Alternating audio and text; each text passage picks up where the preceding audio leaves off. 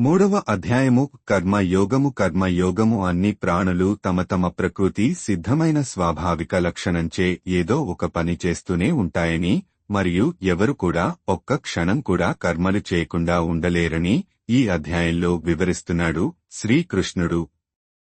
ఏవో కాషాయ వస్త్రాలు ధరించి బాహ్యంగా సన్యాసం ప్రదర్శిస్తూ లోలోన ఇంద్రియ వస్తువులపై చింతన చేసేవారు కపటులు.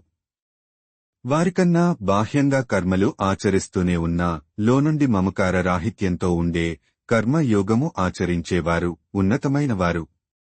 భగవంతుని సృష్టి వ్యవస్థలో ప్రతి ప్రాణికి తన వంతుగా నిర్వర్తించే బాధ్యతలు ఉంటాయని శ్రీకృష్ణుడు తదుపరి వక్కాణిస్తున్నాడు.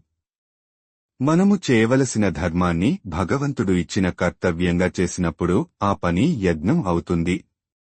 యజ్ఞం చేయటం సహజంగానే దేవతలకు ప్రీతి కలిగిస్తుంది. దాంతో వారు భౌతిక అభ్యుదయం ప్రసాదిస్తారు.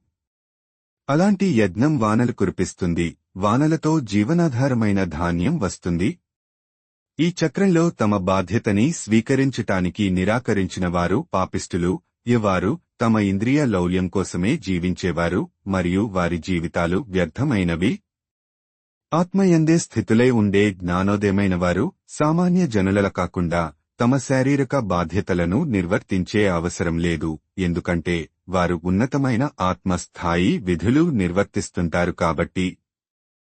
కాని వారు తమ సామాజిక విధులను విస్మరిస్తే అది పెద్దవారి అడుగుజాడలలో నడిచే సామాన్య జనుల మనస్సులలో కలత కలిగిస్తుంది. కాబట్టి అందరూ అనుకరించటానికి ప్రపంచానికి ఒక మంచి ఉదాహరణ చూపటం కోసం జ్ఞానులు ఎలాంటి స్వార్థ ప్రయోజనం లేకుండా కర్మలు ఆచరిస్తూనే ఉండాలి.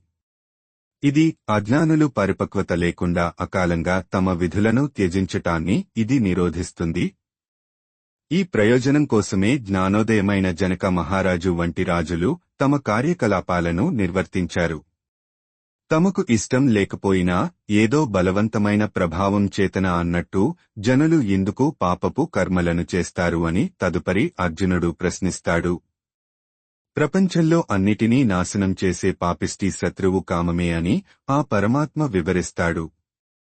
నిప్పు పొగచే మరియు అద్దం దుమ్ముచే కప్పి వేయబడ్డట్టుగా కోరికలు జ్ఞానాన్ని కప్పివేసి బుద్ధిని దూరంగా లాగేస్తాయి.